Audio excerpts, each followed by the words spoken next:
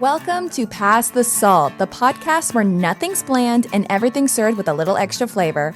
I'm your host, Madeline Salter, and around here we're spilling stories, stirring up real conversations, and shaking things up one episode at a time. So grab your seat, pass the salt, and let's dig in. Welcome back to Pass the Salt. I am Madeline Salter, your host, also known as Salty, and today I am shaking things up at the table with a special guest, my very first guest, my boot buddy, Ava. You're so right. Hey. Hi, boot buddy. How are you? I'm good. How are you? I'm so excited to start this. I'm excited too. I'm honored to be you said first guest? My first guest. That's crazy. Yes, I'm so excited. I'm so excited. Thank you for having me. Of course, and let me go off script, but I'm also just so proud of you because we're getting into what it means to be a comeback girl. Yeah. Being a comeback girl is not easy and not for the faint of heart. Mm-hmm. And that's not just for being a professional dancer. That's for like your career, a relationship, anything like that. Anything. All right, so we're going to start with the first segment of our little show. We're calling it The Cut. So we have both been told tonight's going to be your last night. Mm-hmm. Tell me, what was that like? What was that feeling? Lots of things. If I go back to even before that night started and try and relive it and think back, I had this weird kind of mellow feeling going into the night that I kind of knew that it wasn't going to be the best night for me. It wasn't going to be my year. But I also had a sense of peace. I was going into it and I didn't have the best feelings, but again, I had peace because I knew whatever was going to happen, it was supposed to happen. So my gut was right. My intuition was right. And I got called in the office and I feel like they're talking to me, but I'm not hearing any of it because you're kind of just blacked out in the moment. Honestly, I do remember everything they say once I look back on it, but I'm not really hearing anything. I'm kind of just looking and I'm nodding. I'm like, dang, that really did just happen. I was here for 2 months and now I'm just out of here like that. So it's kind of a weird feeling of, I don't know, disassociation when it's happening, and it takes you a long time to process it. But I do remember the last thing I said to them, I was like, is this something that you see me doing at least in the future? I'm begging here. I'm I know you're not going to change your mind tonight, but can I come back? I'm asking for any sign, But yeah, it's definitely hard, but I had just an overall sense of peace about it. I was obviously heartbroken and I was crying and I cried that night, but I just knew that if God didn't want me there that year, then it's I shouldn't be there because there's something not better, but just different that you're supposed to do that year. Yeah. I don't know about you, but I can't watch my cut. Yeah, no. To this day. It makes me cringe. It makes me cry. I mean, or cry. Yeah. We already know I'm a crier, but yeah, no, I think I can't watch that. I've watched it probably twice, honestly. Mm-hmm. But you would think if you're on a show, you would think you watch it over and over, but just letting you all know you don't watch it over and over. I watched it maybe twice. Yeah, so same. It's hard to watch. It's hard, and especially because like you said, during that moment, you don't remember much. Yeah, no, you have to do some deep diving back into your memory and your soul to even remember what happened, because you kind of just black out when they're speaking to you in the moment, Mm-hmm. So yeah, it's tough, but I think it's good to also go back and reflect. So you have to do the hard work, even though you don't want to. You can't completely just disassociate and block that out of your mind. You need to go back and do the soul searching and I agree what you need to work on and stuff. But I don't think hard. It's very hard, and I think it was perfect the way both our stories have played out and been written out. I don't think at 21. You don't regret getting exactly. You don't regret getting cut. I'm happy. Actually thankful I got cut because it was a awakening and going what you're about to step into is not easy. No, you're gonna go through some no's even when you will get that yes, but it's all going to be rewarding because you're going to gain a family. I mean, we always talk about gaining sisters, but we also gain a family because I love our teammates' family. Yeah. Brooklyn's dad is my best friend, I swear. Not to shout out to Brooklyn's dad, but I absolutely love him. No, that's so true. It was after the first home preseason game, I texted my group and I was like, even on the corners that my family wasn't sitting, but knowing that some of y'all's family was sitting there just made me dance with such like more pride and joy, because you're right. It's like we're all family. Even to your mom, like, even though I've never spoke to your mom, I just felt like dancing for her though, you know? So I get that. Yeah. Okay, so we've been through the cut. We're back home. Yeah. And so let's talk about the comeback mindset. What shifted for you between being cut and deciding to audition again? Yeah. Okay. So, like you said, we're back home. I'm laying in my bed. I wake up the next morning because I left immediately. I was out of there. And I just let myself take a break. I was like, I'm not going to dance for a whole month. That's what I did. I was like, I don't know what I'm going to do right now, but I'm going to let myself have a month to not even think about it, not even try and figure it out. I'm just going to not do anything. And once you let yourself kind of sulk for a month, you can sulk, but you gotta snap out of it and you gotta figure out what you want to do. I just did so much reflection, praying, soul searching, because I was questioning God, like, do you even want me to go back? Like, do you want me to be on that team? Was this a no because it's not right now, or is this a no because I shouldn't be there at all? So I really, really had to figure that out, and that took a lot of reflection, but I just feel like I wasn't done. I didn't know if it was going to be that, but I wasn't done dancing. I wasn't done sharing my light, my passions with everyone else. I feel like the mindset, you have to, one, get out of the sadness, and then it kind of turns into like fuel, for your fire. Like, I had a fire lit underneath me. I knew I was going to go back. I didn't know when it was going to be yet, but I knew I was going to go back, and I wanted to show everyone that I would show up again, and like, this didn't knock me down forever, No, it didn't. Yeah. Which I know, like, our comebacks are a little bit different because you did audition the very next year, right? Like, back to back? Yeah. COVID. Okay. Yeah. So thank goodness God led me down, a different path. It felt scary in the moment, like not turning back around and immediately auditioning again, but I just knew that I wasn't supposed to yet. Like, he knew I wasn't ready. Like, I wasn't ready to be on that team. Yeah. So then that led me to go to college and be on that dance team, but I still, like, that fire literally never left. I was so eager to try out again. Even though I was on a different dance team, I was practicing my kicks at least once a month in the gym. There you go. You need to. I made sure to attend a prep class once a year. So it just, like, I think the second time around, shifting your mindset into enjoying the process as much as, like, the audition and, like, if you were to make the team is completely different.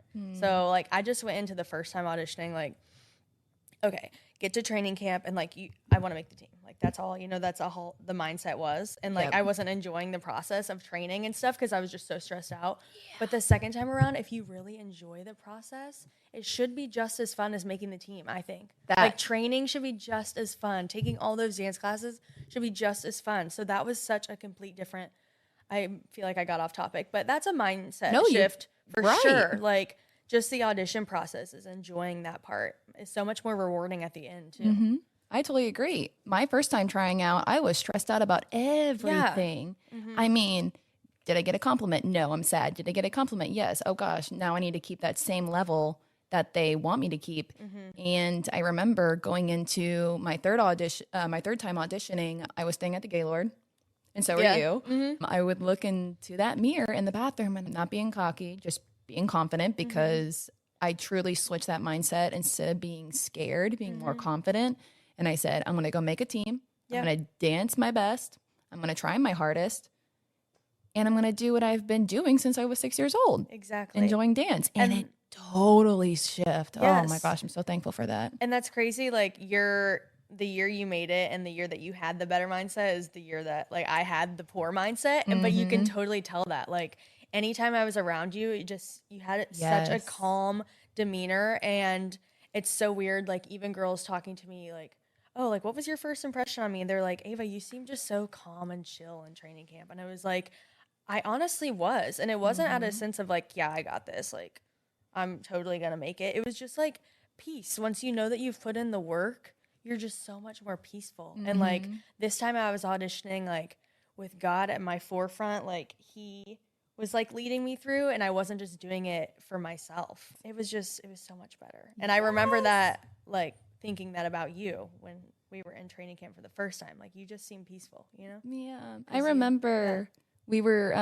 spending 4th of July together, and I'm going to be open, you just seemed like very nervous and very stressful. And I'm like, I see myself back in 2019. Bless her heart. I know. It was just fight or flight the whole time. Like, you're just fighting for your life. So just knowing that this time I was ready, I put in the work, and I believe in myself. It was a complete mindset shift. There you go. Yeah. Okay. So, well, looks like we already hopped into the next part of our podcast, the growth. What did you do differently the next time around?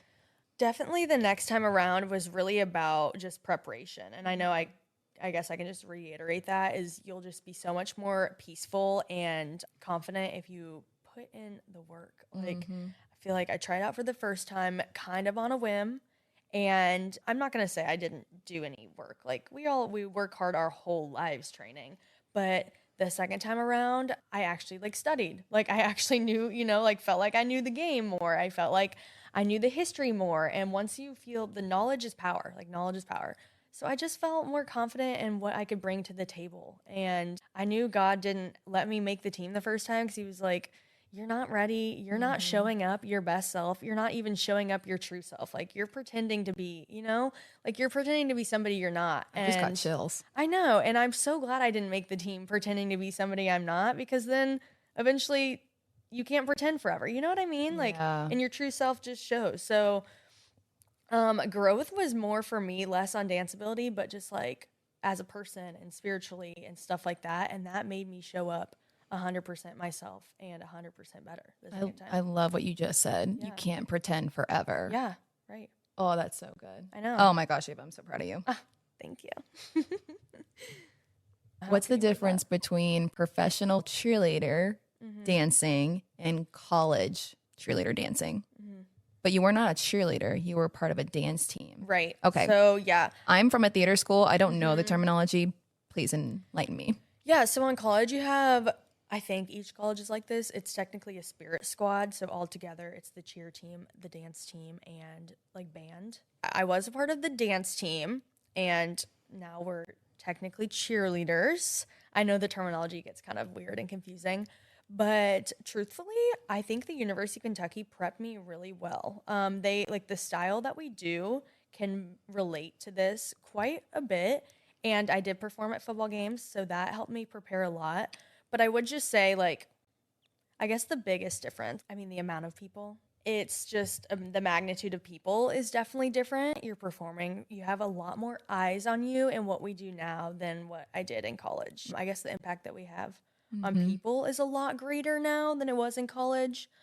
I feel like one thing that I did learn in college that I guess prepped me for what we do now, but also like opened my eyes up to what the cheerleading world is about, is like service and community service. That was a big thing in college, which I'm so grateful for. Oh, okay. Yeah, so we had community service events too, like appearances that you would get booked on and stuff like that.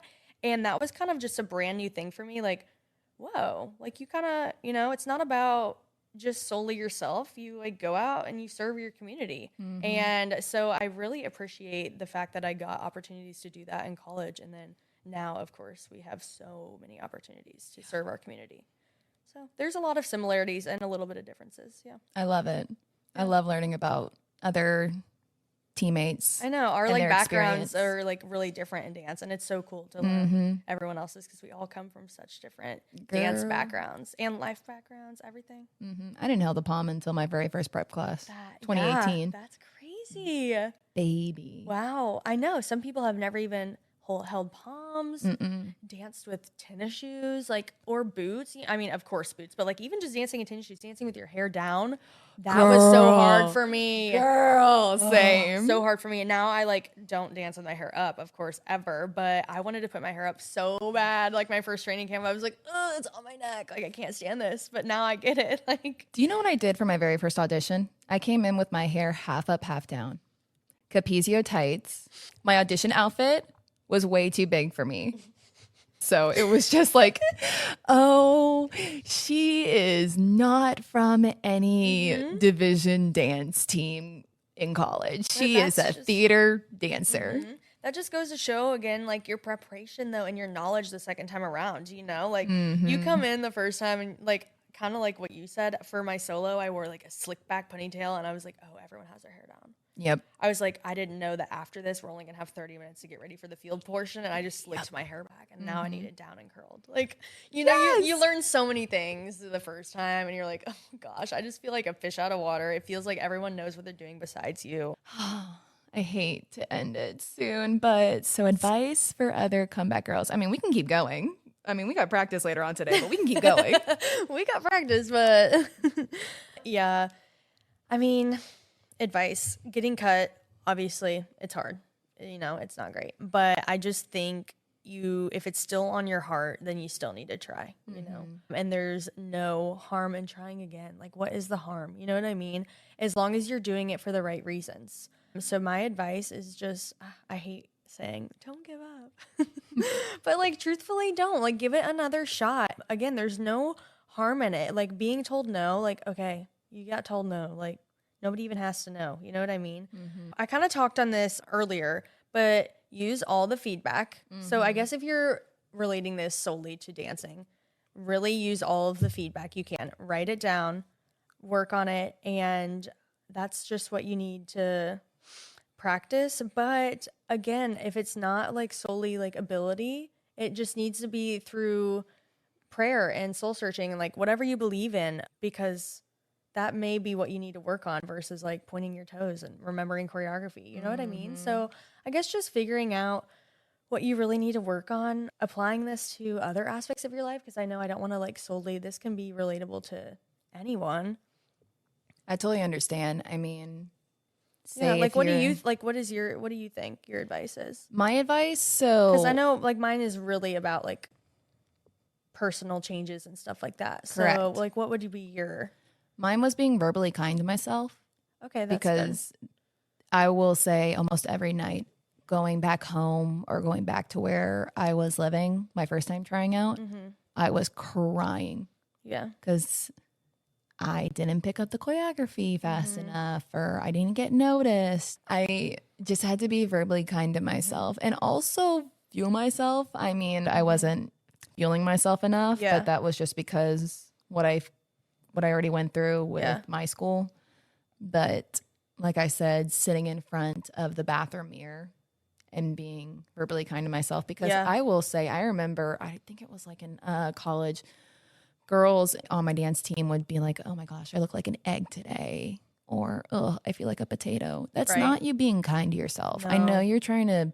We all really need to work on that, like just in every aspect. And even just, you know, in that joking manner at practice, we have to stop with those joking comments. Telling your mind that it just can't be good over and over. You know what I mean? After all these years, like we all need to work on that more for sure. 90% of what we say, of what comes out of our mouth, we believe. There's nothing positive out of me saying that about myself. Again, like with my story is, you know, I faced that rejection, but that redirected me in a path that I 100% needed to go down. And it wasn't auditioning again the very next year. You know, it was going to college, finishing out, getting my degree, like learning more, being more knowledgeable. So I think really leaning into the redirection, because I know it can be hard, like when your heart's telling you one thing and your mind's telling you another. But so that's a really hard thing to do, but really, really lean into it, because you'll, I think 100% be more happy with the redirection. Oh, 100%. Yeah. And then be thankful for the rejection later on, you know? Yes. I am telling you, the moment I got rejected the second time, 5 minutes of crying, I went, you know what? This is actually a good thing. Yeah. You know what? I'm going to be fine. I'm going to be okay. Yeah. I'm going to take this time during COVID to, first off, fuel my body smarter. Yeah. I think that's the right Smarter. way to say it. Yeah, no, that's good. I almost said Smarties. Oh my gosh, maybe I'm just hungry. Fuel your body with Smarties. Actually. Fuel your body with Smarties. If you want to make the team, eat Smarties. Actually, no, eat nerd clusters. Yes, eat nerd gummy clusters. That's what we're all fueled on, the Costco side nerd cluster. It's so true. You walk around the locker room and you're on like, game hey. day. Oh, you got nerd clusters, you got nerd clusters, you got nerd clusters. Okay, so we're all ready. Me and Maddie always go like, hey, you got nerd clusters. Yeah, you got any feast. clusters? Oh, that's so funny. Oh my gosh. Okay, Miss Ava. Oh, we come to the end of this episode, but I am so thankful to have you here in my little studio. I love it. And also, again, thank you so much for being my first guest. This is so something honored. that I am just, first off, I sound like a broken record. I'm so proud of you. Thank you. I'm so proud of you. Oh, thank you. Also, I am also excited for what your dance career has for you in the future, but also what your future has for you in the future. Mrs. Very soon, not very soon, excuse me. Actually kind of a while, but yeah. That's all right. Mrs. Veniter. Okay, Soon to be. You and your fiance are so cute. Oh, thank you. I love the best. What is it? The four-wheeler? I saw your vlog we recently. do. I'm from the country, so yeah. You don't like give out country vibes? Really? Yeah. I'm definitely not from the South. Like I'm from the Midwest, but yeah. I love I'm just basing this off what I saw in your vlogs. Like your lifestyle looks so cozy. It is so cozy. The brownie video you made. I live two different lives. I know we're literally getting so off tangent. Oh, who cares? I just live two different lifestyles. I feel like from home to here, I get the best of both worlds bouncing back and forth. It's like my little cozy farm lifestyle there, and then I get here and I'm like city boss girl, like, you know what I mean? So yes, just the best of both worlds. But thank you so much for of course having me. I'm so honored to be here, and even with just like the short conversation we had today, I feel like got closer. You know what I mean? So I love this. I love what you're doing, and I love watching others be passionate about things. So I agree. I'm inspired by you. Yay! Well, I'm inspired by you. Oh. So thanks for tuning in to Pass the Salt. Don't forget to subscribe, share, and pull up a chair for the next episode, and we'll talk at the table. So thank you. Thank you, Miss Ava.